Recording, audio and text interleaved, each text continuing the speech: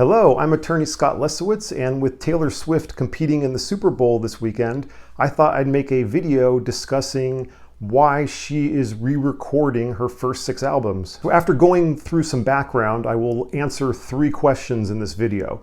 One is, how is it that Taylor is allowed to re-record her albums? 2 is, why does it benefit Taylor to re-record her first 6 albums? And then third, how much are the people who bought her original sound recordings harmed by her re-recording the music?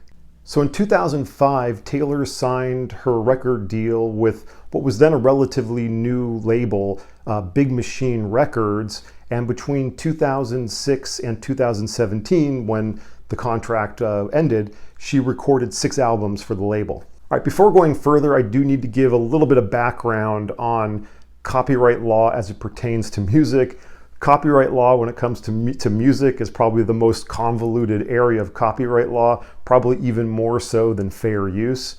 So the big concept to understand is that the copyright in music, and especially music recordings, are divided into 2 parts. One is in the musical work, the musical composition itself. So that would be like the notes, the lyrics, things you could basically describe in paper or on sheet music. And then the other part of the copyright is into the sound recording. And the copyright in the sound recording is basically just the copyright in that one particular recording of the song and any copies from that original master recording.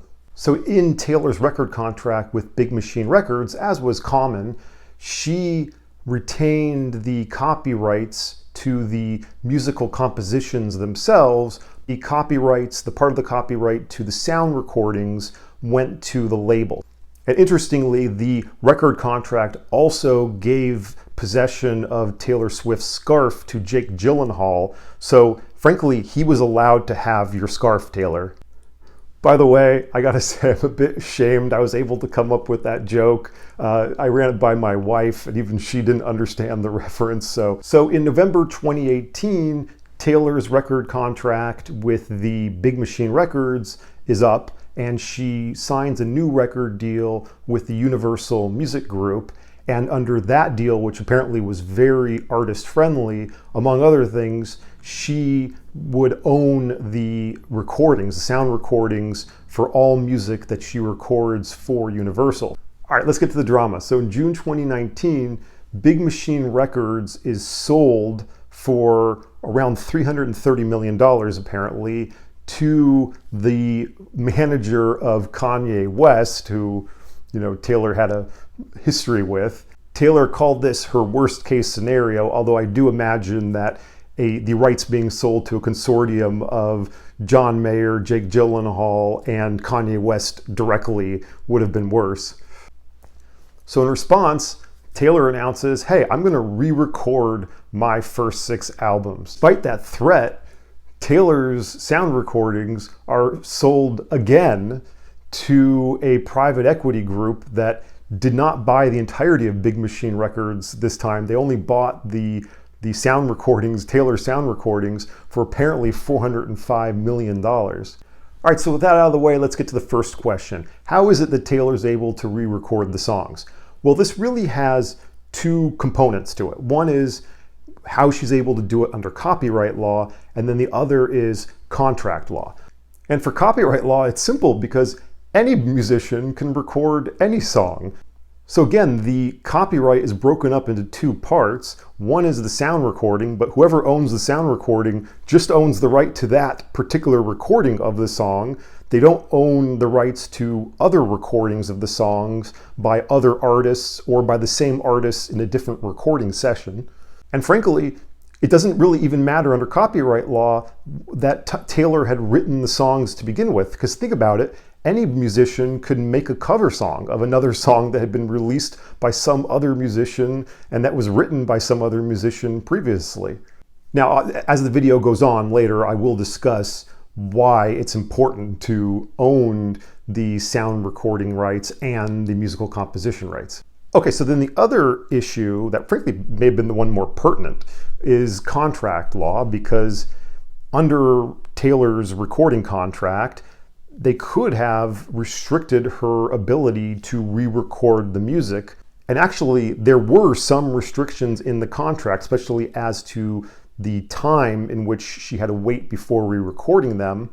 And in fact, apparently, record companies now on new deals, in response to what Taylor did, are demanding even greater time restraints on the artists re-recording their own music. All right, so the second question is, how does Taylor benefit by re-recording the old songs and then owning the masters to the new recordings?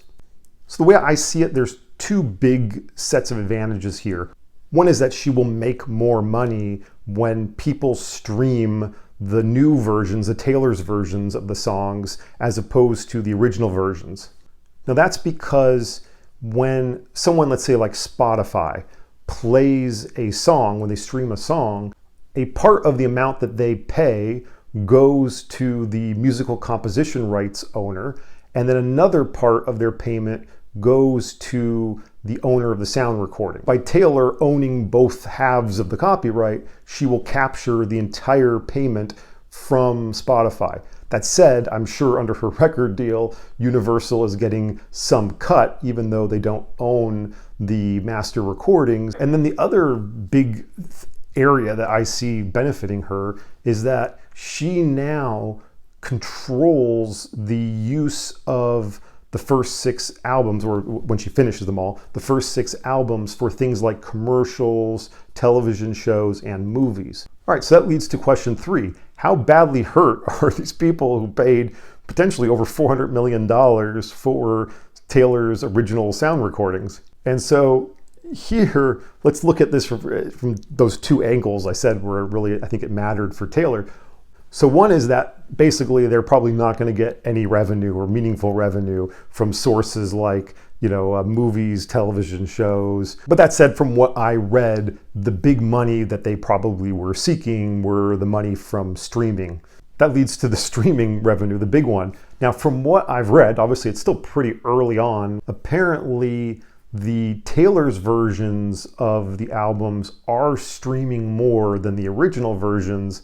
However, because Taylor Swift has become so much even more unbelievably popular in the last couple years or so, that the streaming numbers for the original versions though are still really good.